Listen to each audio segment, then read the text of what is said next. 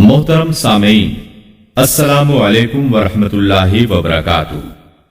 किताब और सुन्नत की इशाअत के आलमी इदारे दारुस्सलाम की तरफ से आपकी खिदमत में तख्लीक कायनात और तख्लीक आदम अलैहिस्सलाम से लेकर ईसा अलैहिस्सलाम तक तमाम अंबिया और कौमों का तज़किरा क़िससुल अंबिया पेश किया जा रहा है। अब हम आपको सुनाते हैं सैयदना अय्यूब अलैहिस्सलाम का किस्सा। अय्यूब अलैहिस्सलाम अंबिया की जमात में से एक हस्ती हैं।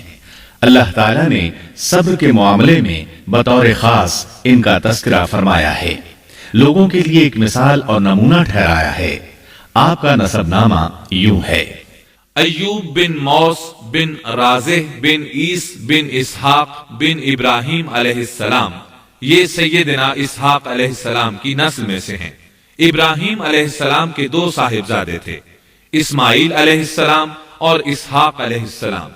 इनके बाद सब के सब अंबियाए किराम इसहाक अलैहिस्सलाम की नस्ल से थे, सिवाय नबी करीम सल्लल्लाहु अलैहि वसल्लम के। आप अकेले सैयदना इस्माइल अलैहिस्सलाम की नस्ल से हैं। इसहाक अलैहिस्सलाम के बेटे हैं याकूब अलैहिस्सलाम। इन्हीं याकूब अलैहिस्सलाम को इसराइल भी कहा जाता है। इसी निस्बत से बनी इसराइल का मतलब है याकूब अलैहिस्सलाम की आल औलाद। याकूब अलैहिस्सलाम के 12 बेटे थे। इनके बेटों को असबात भी कहते हैं। इनका तज़किरा कुरान में भी आता है। अब सवाल ये है कि जिन असबात का तज़किरा कुरान मजीद में अंबियाए किराम अलैहिमुस्सलाम के साथ किया गया है, क्या वो याकूब अलैहिस्सलाम के बेटे थे या उन बेटों की औलाद में से थे?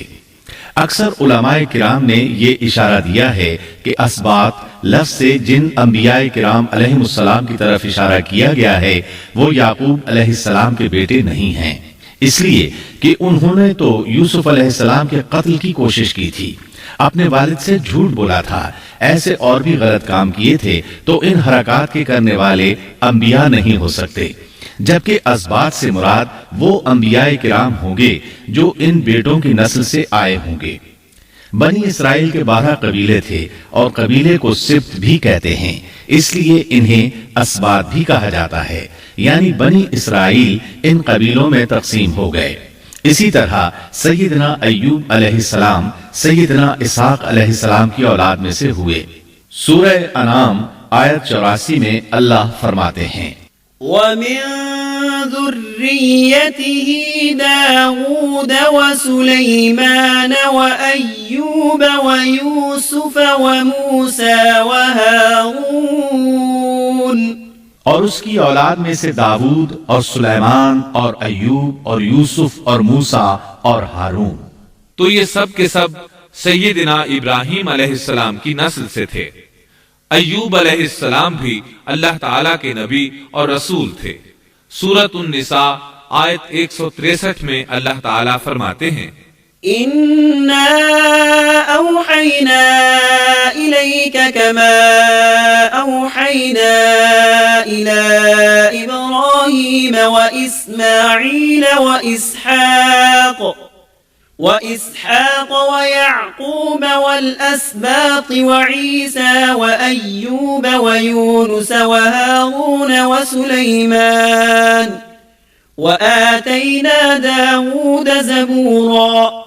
यकीनन हमने आपकी तरफ उसी तरह वही की है जैसा कि नूह और उनके बाद वाले नबियों की तरफ की, और हमने वही की इब्राहीम और इस्माइल और इसहाक और याकूब और उनकी औलादों पर, और ईसा और अय्यूब और यूनुस और हारून और सुलेमान की तरफ, और हमने दाऊद को ज़बूर अता फरमाई।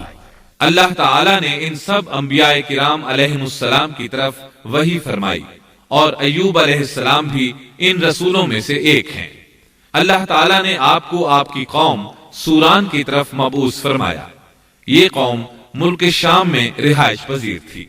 आप बहुत ज्यादा मालदार थे। अल्लाह ताला ने आपको बहुत ज्यादा नेमतों से नवाजा था। आपके पास बेशुमार मवेशी थे, लातादाद नौकर चाकर थे। अल्लाह ने आपको बहुत सी ज़रई जमीन भी अता फरमाई थी। आप ताजिर भी थे। तिजारत का सिलसिला दूर दूर तक फैला हुआ था। अल्लाह ताला ने आपको कसीर औलाद भी अता फरमाई थी। آپ کے ہاں 7 بیٹے اور 7 بیٹیاں تھیں۔ آپ خود بھی صحت مند اور طاقتور تھے۔ آپ کے اصحاب کی تعداد بھی کافی تھی۔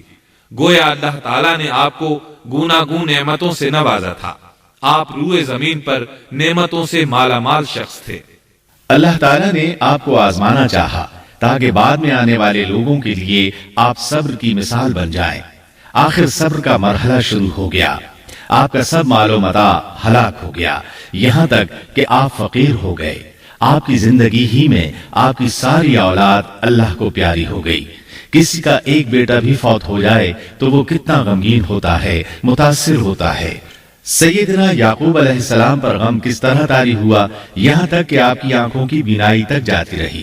مارے غم کے وہ گھل گئے تھے، جبکہ ان کا کوئی بیٹا فوت نہیں ہوا تھا، اور ادھر 7 بیٹے اور 7 بیٹیاں فوت ہو گئے۔ یہی نہیں، تمام مال مویشی ہلاک ہو گئے۔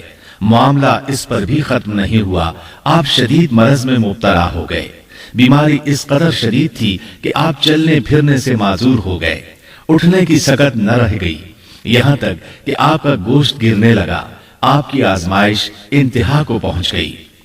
اب آپ کے ساتھی بھی آپ کا ساتھ چھوڑنے لگے۔ انہیں خوف محسوس ہوا کہ کہیں ان کی بیماری انہیں بھی نہ لگ جائے، کہیں یہ کوئی ایسی بیماری نہ ہو جو ایک سے دوسرے کو لگتی ہو۔ اس طرح سوائے 2 کے سب ساتھی آپ کا ساتھ چھوڑ گئے، کوئی آپ کے قریب نہ آتا تھا۔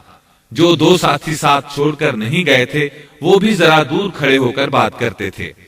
آپ کی خدمت کے لیے بس آپ کی بیوی رہ گئی۔ وہ بہت وفادار بیوی تھی۔ یہ زوجہ محترمہ آپ کی خدمت کرتی، آپ کو کھلاتی پلاتی، آپ کو نہلاتی۔ پھر نوبت یہاں تک پہنچی کہ سارا ہی مال بالکل ختم ہو گیا۔ اب بیوی صاحبہ نے اجرت پر لوگوں کے گھروں میں کام کرنا شروع کیا تاکہ کچھ کما کر لائیں اور خامن پر خرچ کر سکیں۔ یہ تھے اللہ کے نبی ایوب علیہ السلام۔ اتنی بڑی آزمائش میں پورے اترے۔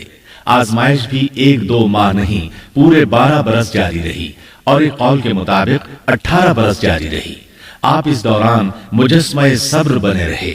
آپ نے کبھی کسی سے شکوہ تک نہ کیا، یہاں تک کہ کبھی زوجہ محترمہ سے بھی شکوہ نہ کیا۔ سال ہا سال اسی حالت پر گزر گئے۔